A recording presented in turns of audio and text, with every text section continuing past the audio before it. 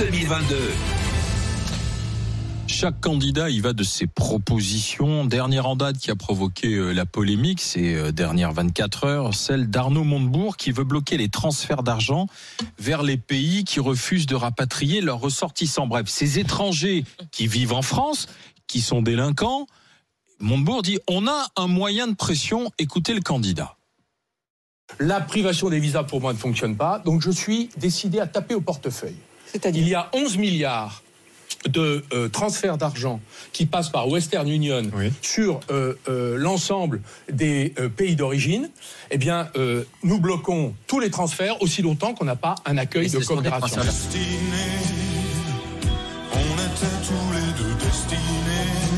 Chaque candidat a sa musique et on trouvait que celle-ci correspondait bien à Arnaud Montebourg, retraité de la politique, continue de se voir un destin, une destinée présidentielle. Oui, et c'est pour ça qu'il est revenu dans le jeu. Alors, est-ce que cette proposition, elle tient la route, Arnaud Montebourg ? Je ferai demander aux juristes, mais en tout cas, Arnaud Montebourg, il a fait fort parce que toute la gauche a crié au scandale. On voit bien quand même c'est compliqué pour la gauche de faire une proposition sur l'immigration parce que dès qu'il y en a un qui fait une proposition, je sais pas si elle est bonne, les autres lui tombent dessus en disant qu'il fait du Zemmour, que c'est terrible, etc. Ce qu'il dit, c'est qu'en fait, il y a des dizaines de milliers de personnes qu'on n'arrive pas à reconduire aux frontières, qui sont clandestins chez nous, qu'ils ont donc une autorisation à sortir du territoire, mais on n'arrive pas à les reconduire parce que les pays d'accueil ne veulent pas les récupérer. Donc, je sais pas, le Mali, etc.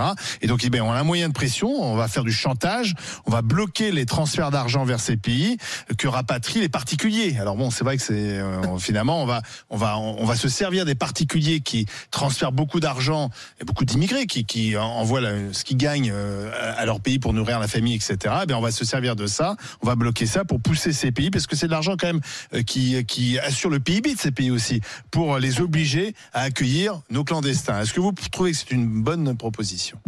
Moi, dans le cadre de l'immigration, personnellement, vous allez m'excuser pour l'expression, mais je m'en fous complètement. C'est des propositions qui ont été données par le Rassemblement national et tout par rapport. C'est ce qu'a rappelé Marine Le Pen ce matin. Oui, exactement. Donc c'est pour moi c'est pas une proposition nouvelle. Donc personne là n'invente le fil à couper le beurre par rapport à l'immigration et tout. Sincèrement, de ce côté-là, je m'en fous.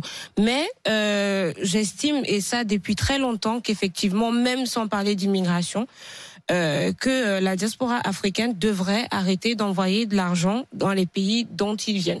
Pour la simple et unique raison que finalement cet argent-là finit par contribuer à hauteur de parfois dans certains pays, soit la moitié, soit voire plus de la moitié du PIB des pays en question. Et donc, ça favorise, je suis désolée de le dire ainsi, de la paresse des familles qui veulent pas bosser, qui n'attendent. Mais si, avant de dire n'importe quoi, j'ai quand même envie de te rappeler quelque part que je suis, peut-être ça se voit pas, immigré, que je viens du Cameroun, que j'ai une famille et que malheureusement, quand on vient de ces pays-là, ce qu'on attend de nous, justement, c'est que quand on travaille ici, il faut soutenir la famille au pays. Je suis rien contre, je suis pas contre le fait de soutenir la famille au pays, mais c'est que parfois la famille en question se révèle des qualités de je m'assois et je croise les bras, je veux rien foutre de ma vie. C'est la majorité. Exactement, parce que c'est la majorité. Parce que j'attends de l'argent de la personne qui arrive à Roissy-Charles de Gaulle, et puis on se dit dès qu'on a en France tous les oliviers qu'on va rencontrer en route, forcément il y a à la place des feuilles vertes, c'est l'euro. Il suffit de cueillir et d'envoyer. Moi, avant même qu'on ne parle de sanctions par rapport à l'immigration ou quoi que ce soit, je suis pour le fait qu'il faut limiter les transferts de fonds partant d'ici pour l'Afrique. Ça a toujours été ma vision des choses parce que j'ai vu les conséquences de recevoir de l'argent et des personnes qui ne veulent pratiquement rien foutre de leur vie. Voilà, donc ça reste mon avis. Est-ce que c'est la majorité, Stella ? Oui, malheureusement. Écoute, moi, énormément d'exemples. Moi, je suis née en France, j'ai grandi en France, ma mère y était avant moi, etc. Donc c'est vrai qu'on n'a pas on a de la famille en Tunisie, j'ai des amis qui ont de la famille en Afrique et tout, alors qu'ils soutiennent leur famille pour X raisons, parce qu'ils sont dans des villages reculés, mais c'est la même solidarité de celui qui va travailler quand c'est des campagnes rurales en Afrique, celui qui va travailler à la ville dans